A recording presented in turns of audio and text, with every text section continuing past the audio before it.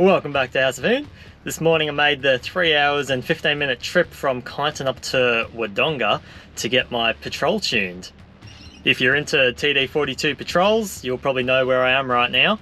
If you're not,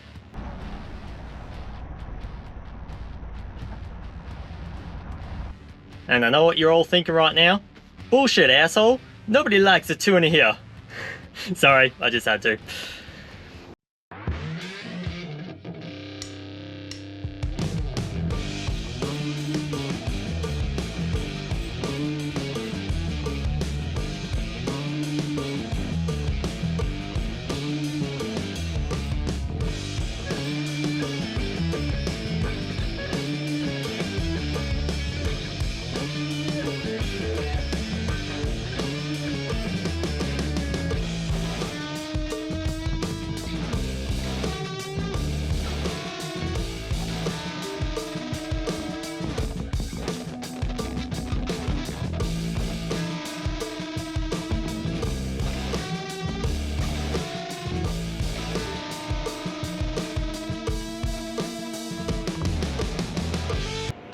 Controls just rolled onto the dyno, so just getting it all strapped down.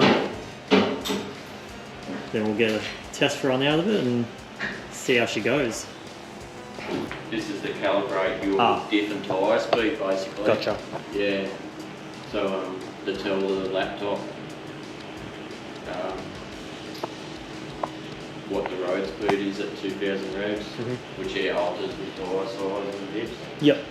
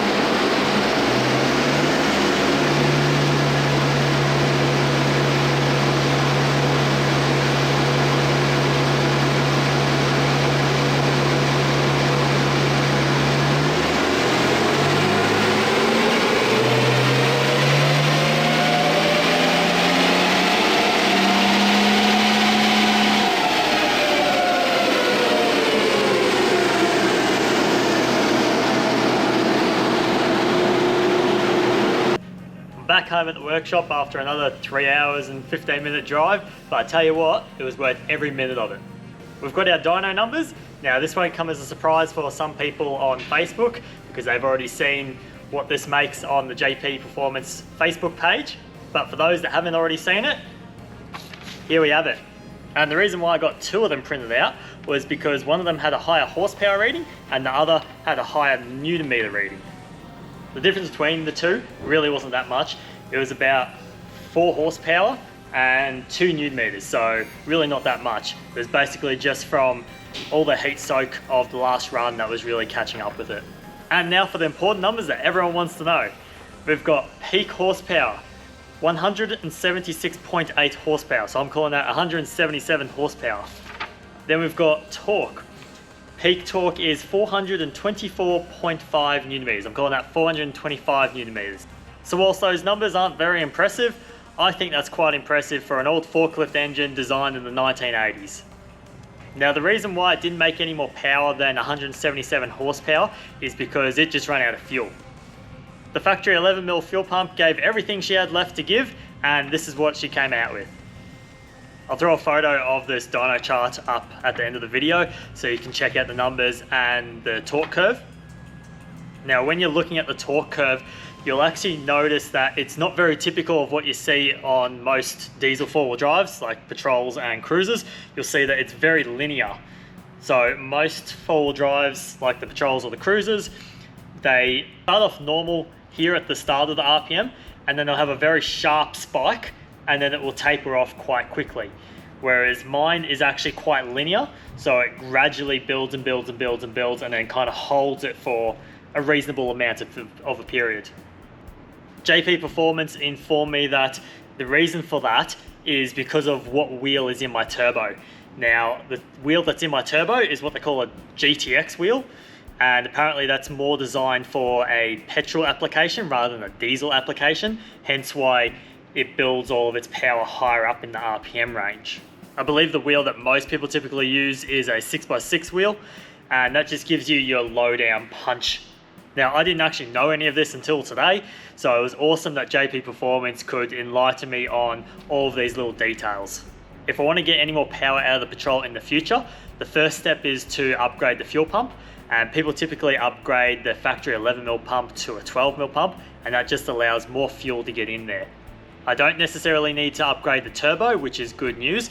I can change the wheel if I want so that I can get that initial ramp up low down in the RPM range if I want, but I don't have to. So if I keep this turbo with this same wheel in it, JP said that I can make anywhere between 200 and 220 horsepower. So I think that's plenty for my application. But yeah, for now, I'm more than happy with how much it's making. Just the fact that I can drive up any hill from between here and Wodonga, stay in 5th gear, on cruise control, and it doesn't even drop 1 kilometer. It's just friggin' awesome. I know there's probably a few people that are watching this right now that are used to driving modern diesel four-wheel drives, and they're used to not slowing down up hills either. But for a standard Patrol, it's actually horrendous how slow they actually are. I used to have to slap it back to 4th before the hill even started so that I could make it up to the top with dropping like 20 Ks. So the fact that I can just go up in 5th now, not even drop any speed, it's just absolutely fantastic. Now yesterday before I got the car tuned, I put the 33s back on it and took it for a test drive, and I actually couldn't believe the difference that the new turbo has made. I didn't adjust the boost, I didn't adjust the fuel, nothing like that, and it just made a huge difference. So I actually reckon that new turbo probably made an extra 30 kilowatts, something like that. Because yeah, that was definitely night and day difference just going with the new turbo. And then obviously today, getting it tuned properly, once again, night and day difference, big improvement. So overall on the dyno sheet, it only shows a 20 kilowatt increase. However, with the new turbo, it's definitely more than that. I'd probably say it's probably closer to around 50 kilowatt increase, maybe 40, I don't know, something like that, but it's definitely way more than 20 kilowatts. If you're looking for somewhere to get your four-wheel drive tuned, I cannot recommend JP Performance highly enough. They are friggin' awesome. If you've got any questions while you're there, they're happy to answer them, show you around what they're doing. You just drive in there, they know what to do, they get it sorted, and you know it's just gonna be a top quality job. I'm now going to bugger off and get finished a couple of the jobs that I've got left on the patrol before I head away to the high country this weekend. So if you like this video, please give it a thumbs up. If you'd like to check out any more content that I've got coming up on the patrol, consider subscribing, and I'll catch you on the next one.